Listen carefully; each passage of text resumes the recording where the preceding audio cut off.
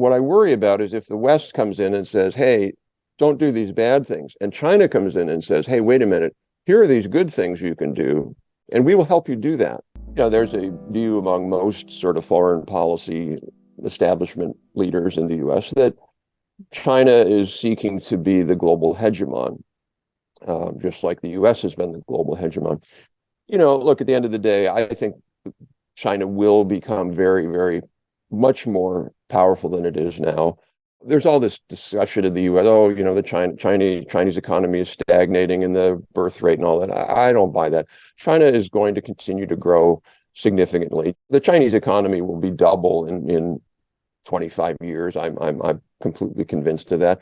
And so no matter what you do, China is going to be a major player in the world economy. It's going to have a lot of power. And I don't think that we can do anything about that, nor in some way should we do anything about that. What I worry about is not so much that, but that rise, and I think this is what a lot of American leaders think, is that rise comes at the expense of our advanced industries, where we really lose a lot and China gains a lot. We've long had export restrictions for many countries, including the Soviet Union and others, where we think that the technology could be used for creating weapon systems. Where it gets a little fuzzier is where we're putting export bans on technologies, particularly like semiconductor chips. And no one can deny that one of the effects of that is to hurt our own companies. Our own companies now have fewer sales. That means they probably will invest slightly less in research and development and developing the next generation of chips. So in a way, there's a phrase in the US or in the West called cutting your nose off to spite your face. We're cutting our nose off because we could be selling more. I believe the same thing with AI and cloud computing restrictions. That's not to say we should go whole hog and go crazy. So look, ultimately, China is going to be able to make those chips. And so I worry that we're not really getting any real benefit. Maybe we're throwing some sand on barriers in the road for a little bit, but not really fundamentally making a big dent. Well, the old Washington consensus was really around this idea that we would spread this kind of free market, open trade, fiscal discipline to all these countries around the world. And if they just kind of copied us, they would develop quickly and all. It was a response to some countries being so far off like Brazil being totally protectionist and Argentina running up massive budget deficits and then their currency falling and in massive inflation. Okay, countries need to have good macroeconomic stability in their policy. You need to have somewhat openness to trade. I get all that. The problem with the Washington consensus today is it really doesn't give countries a path by which they can grow their economies. It's just don't do these bad things and these wonderful things will happen. And the problem today is that countries know that that's not enough. They have to be more proactive. And what I worry about is if the West comes in and says, hey, don't do these bad things, and China comes in and says, hey, wait a minute, here are these good things you can do. You can build up your infrastructure. You can help train your workers. You can install these really good technology, and we will help you do that. What I worry about is then it sort of puts countries in a like, yeah, I like that one better. I'm going to go in that direction, and so it just leads a lot of countries to then go and say, well, we really like the Chinese model, and we're going to be more aligned with China. And I think the reality is, the Washington consensus was never a good model for developing countries. So I think as long as the West keeps sort of proselytizing this market-based view, we're just going to lose countries because they're like, I don't want to do that. I want to follow Korea. I want to follow China. They look at China and they go, I really like that. I mean, you look at China 40 years ago, incredible poverty, millions of bicycles and no cars. Now it's incredible, EVs and all this stuff. So I think Washington and the West has to come up with another model for how to grow. And that's what I would say, reject the Washington consensus.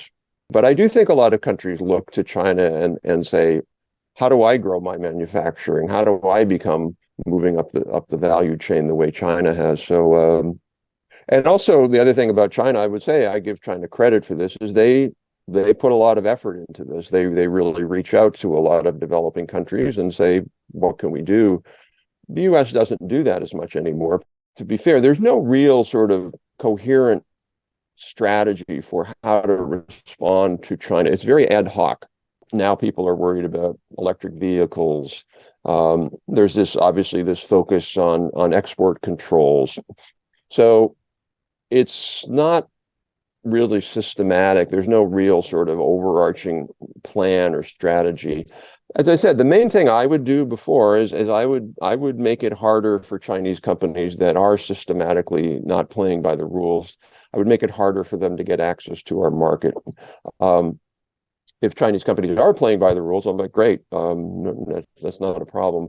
And I do think that level of nuance, if you will, is what's needed in the U.S. debate. It tends to be either let's do nothing or let's go overboard and kill TikTok and do everything and 100% tariff. And I think there's a difference between where China is currently competitive, including being an innovation leader or close to the lead, and areas where they're not, but they're catching up. But robots is in that second category. The world's leading robot producers still are in Germany, Sweden, Switzerland, and Japan.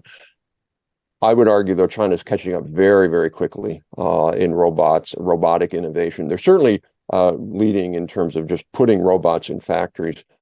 So I just wrote a report on Chinese robotics capabilities, and China's adopting way more robotics in manufacturing than we are, and their robotics R&D is very, very far along. And so they have this center. I'm sorry, I forget the name of the town, but it's a beautiful campus, and robotics companies are all around it, and the government's putting in money to do research on robotics.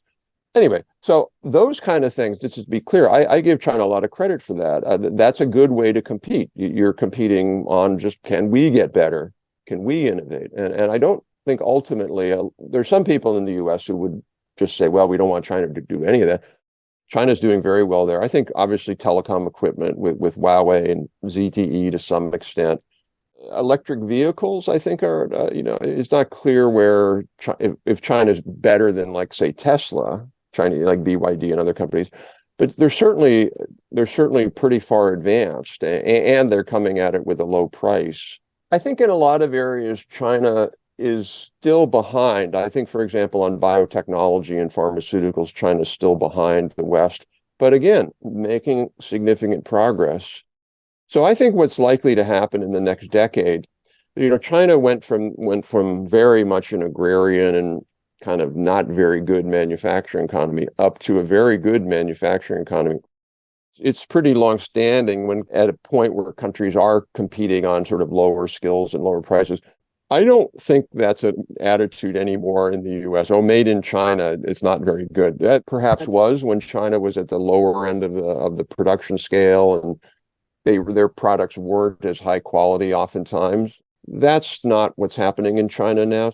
I think the next step where China is going, I believe that they will get there, is really getting a lot better in these more complicated, complex production systems and technologies.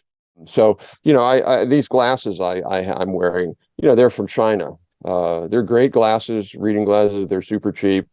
They're not very hard to make. But making an airplane, incredibly hard to make. Making medical devices, really high-end, complex medical devices, really hard to make. And that's where China is going, and that's where they want to go. And there's a lot of, I think, advantages China has there. One is you're graduating a significantly higher number of engineers and scientists than we are. If you look at the Chinese research articles that published scholarly scientific research articles in terms of the most cited in the world. So, anybody can publish a research article, not very hard, but getting one that's cited a lot means it's really important. And if you look at what the Australian Strategic Policy Institute, ASPI, has done, they did an analysis of Chinese, the trend in Chinese scholarly publications and how well cited they are. It's amazing. I mean, I think that's the other thing that people are not fully appreciating in the West, is that how well the science base of China has improved.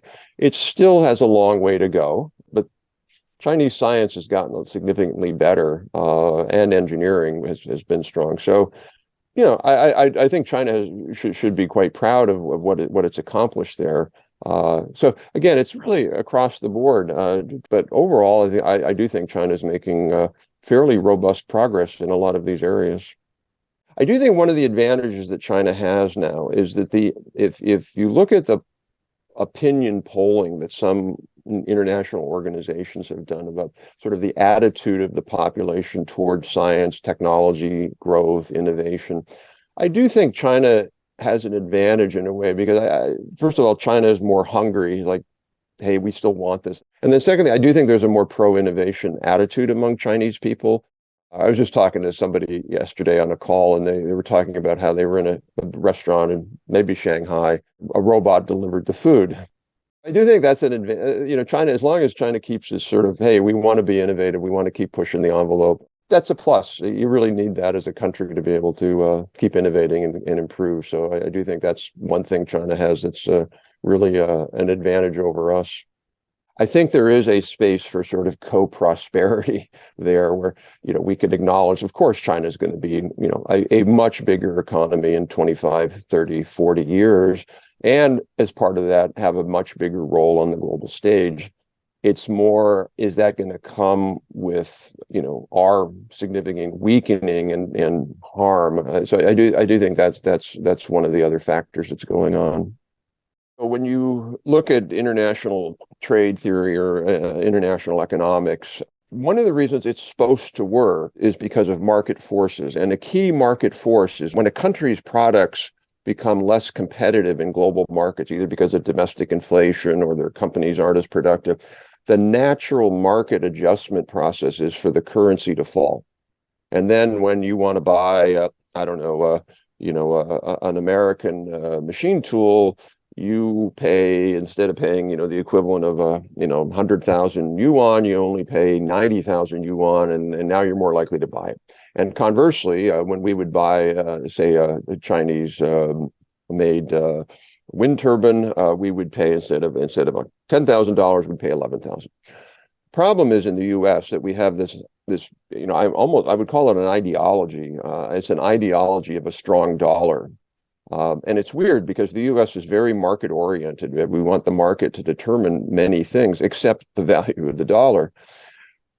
Now, I think ultimately the U.S. dollar is significantly overvalued because we're running a $1 trillion trade deficit. So the dollar needs to fall 20% minimum, 30% minimum. The reason it doesn't fall is because it's the reserve currency. And so everybody in the world trusts it, and they all put their money into dollars.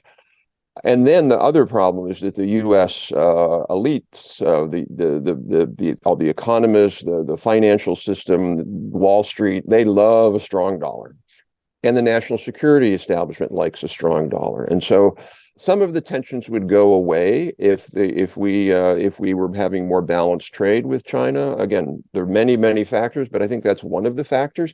And a weaker dollar, so let's put it that way, would do a lot for making the U.S. more competitive. I'm not at all optimistic that U.S. policymakers will do that. They're allergic to that. But ultimately, the global financial markets might do it because our budget deficits are so bad. Our national debt is so big. Eventually, currency holders around the world might say, well, we're not going to put the money into the dollar as much anymore. We might put it in the euro, or we might put it in the RMB, or wherever that might be. The Biden administration, they won't support a weaker dollar or a market-adjusted dollar. I do think a Trump administration might do that. And part of the reason I say that is to start advocating for a market-adjusted dollar is a very bold thing to do in U.S. politics. Whoever advocates that will be criticized a lot, and there'll be a lot of political pressure. It's not clear, obviously, if Mr. Trump will become president again, but if he is, there's some talk about perhaps Mr. Robert Lighthizer, who was the head of our trade negotiating body, might become Treasury Secretary. I think if that happens, he would advocate for a weaker dollar because he understands that very well. So I think a dollar adjustment is more likely under a Trump administration. We might see that. But I think under a Biden administration, we'll just see the status quo.